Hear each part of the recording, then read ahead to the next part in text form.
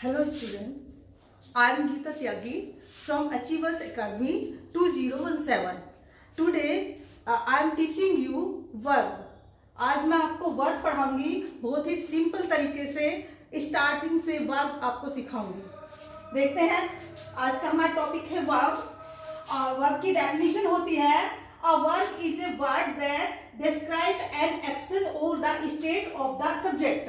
मतलब वर्ब यानी कि क्रिया जो हर लैंग्वेज की आत्मा होती है, उसके बिना आप किसी भी लैंग्वेज पर कमांड पा ही नहीं सकते। Not only English, any language किसी भी लैंग्वेज के लिए वर्ब बहुत ही कंपलसरी होता है।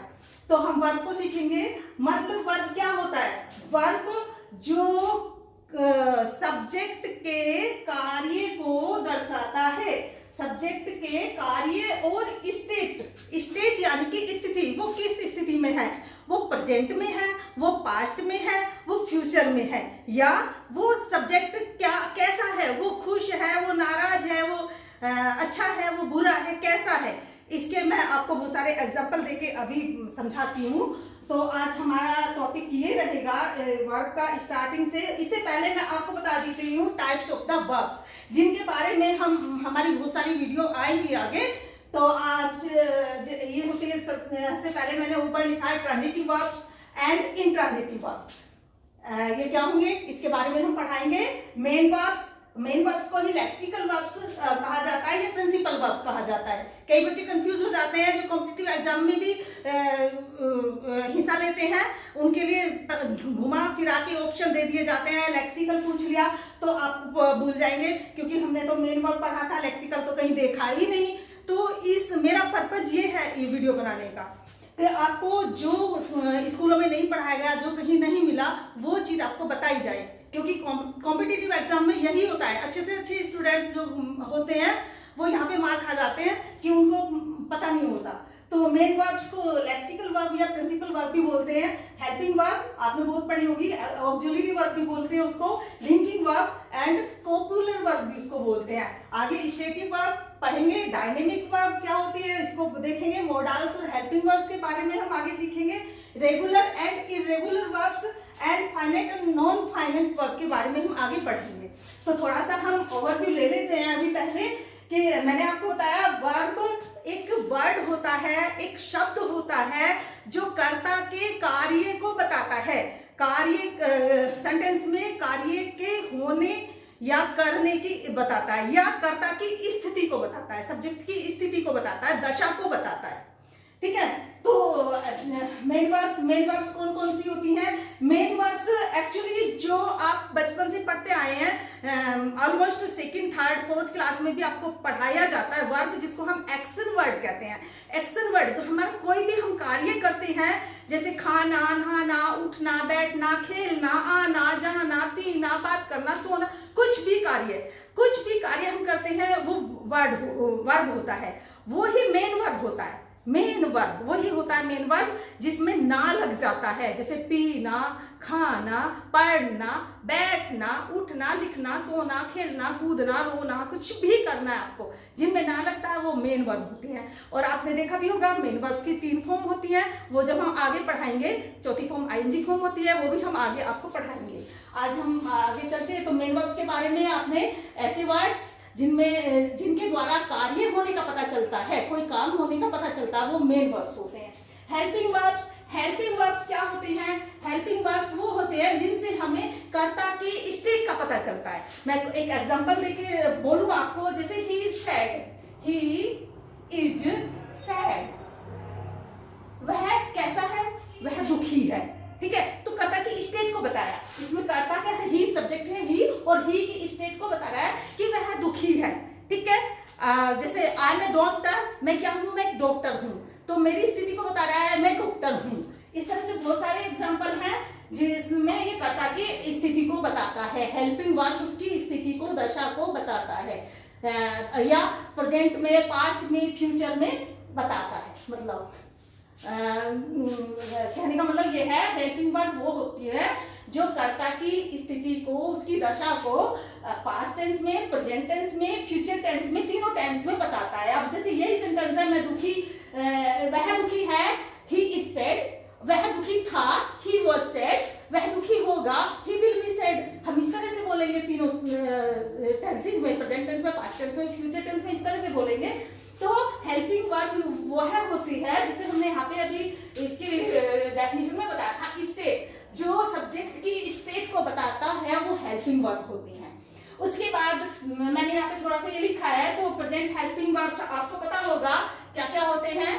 अब समझ गए होंगे आप, इज, आर, एम और हैज, हैव, एक्सेट्रा, ये होते हैं प्रेजेंट हेल्पिंग वर्ब। इसी तरह से पास्ट हेल्पिंग वर्ब के बारे में भी आपको अब समझ गए होंगे क्या क्या होती है। Was, were, had, did,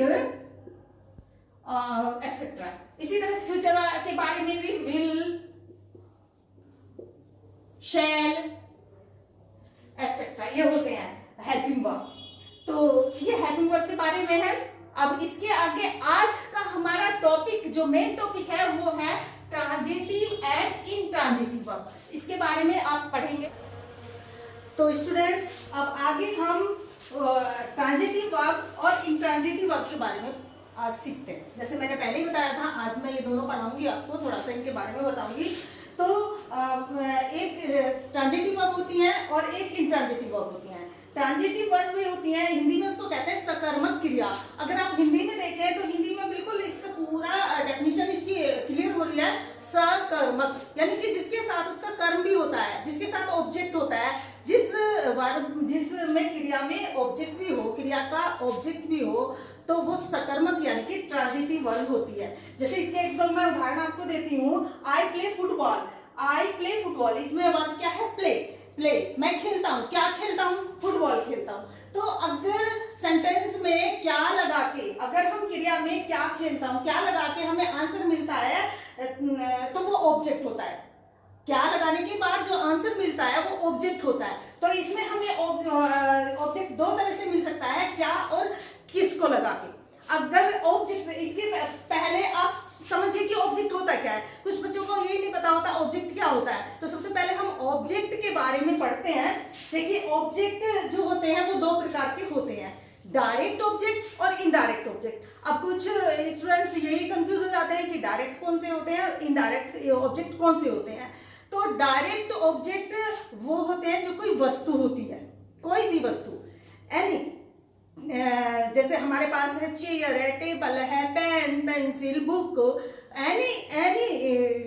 anything, कोई भी हम फल ले ले, बनाना, मैंगो, कोई भी ले ले, ये क्या है? ये डायरेक्ट ऑब्जेक्ट है। अगर कोई वस्तु है तो वो डायरेक्ट ऑब्जेक्ट है।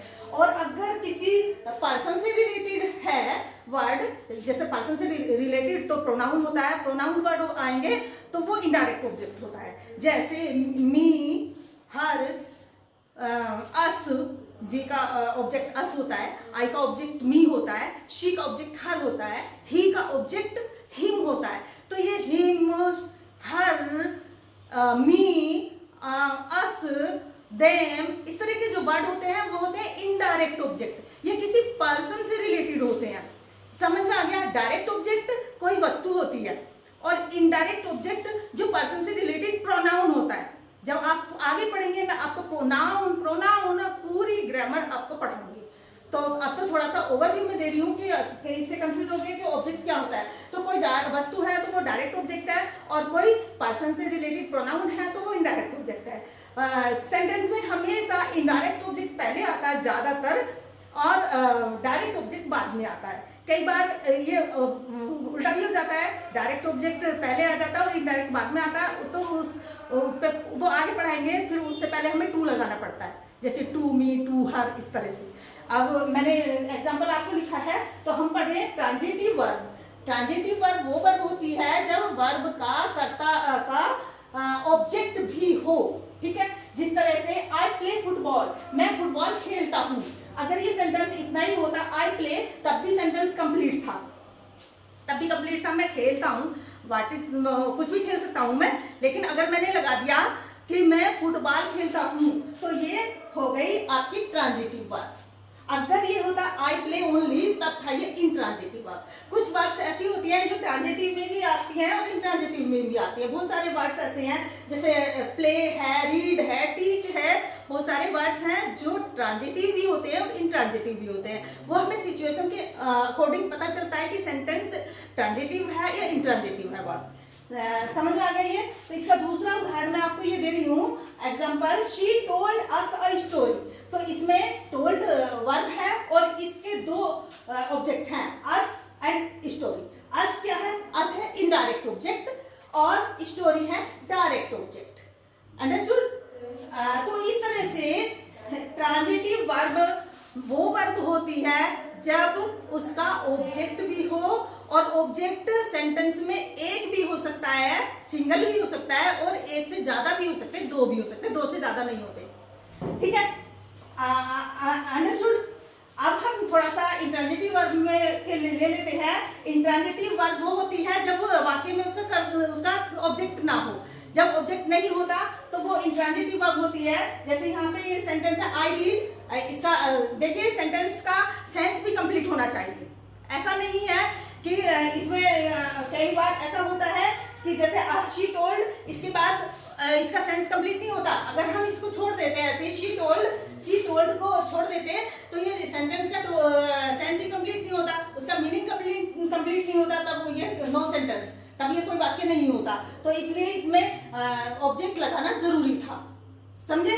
तो इस तरह से तो जिन सेंटेंस में ऑब्जेक्ट नहीं होता, वर्ब का ऑब्जेक्ट नहीं होता, वो इंट्रांजिटिव वर्ब होती है और उसका सेंस भी क्लियर होता है, उसका मीनिंग भी क्लियर होता है। जैसे आई रीड, ये इस रीड के बाद कोई ऑब्जेक्ट नहीं है, तो ये जो है इंट्रांजिटिव वर्ब है। दूसरा उदाहरण में बर्ड्स फ्लाई, पक्षी उड़ते हैं, ये भी कंप्लीट सेंस हो रहा है, और फ्लाई के बाद में फ्लाइज में वर्ब है और उसका कोई ऑब्जेक्ट नहीं है, तो ये इंट्रांजिटिव वर्ब है।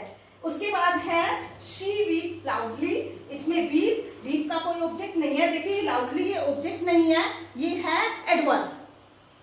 आ गया? ऑब्जेक्ट वही होता है। फिर मैं एक बात आपको क्लियर कर दूं, आप सेंटेंस में क्या या किसको लगाने के बाद, क्या या किसको, क्रिया में अगर वर्ब में क्या या किसको लगाने के बाद आपको आंसर मिलता है तो ऑब्जेक्ट है, नहीं तो ऑब्जेक्ट नहीं आ जाए। वर्ब के बाद में कितने भी वर्ड आ जाए, वर्ड चाहे कितने भी आ जाए, वर्ड ऑब्जेक्ट नहीं होता। ठीक है? वर्ड कुछ भी हो सकता है, नाउन भी हो सकता है, एडजेक्टिव भी हो सकता है, प्रोनाउन भी हो सकता है, एडवर्ब भी हो सकता है। ठीक है? तो ऑब्जेक्ट तभी होगा जब क्रिया का आंसर आपको क्या लगाने से या किसको लगाने से मिलेगा, तो ऑब्जेक्ट है। समझ में आ गया? और थैंक यू स्टूडेंट्स, आज इतना ही। और अगर आपको ये वीडियो अच्छी लगी हो तो आप इसको लाइक जरूर करें, शेयर करें और इस चैनल को सब्सक्राइब करें। Thank you.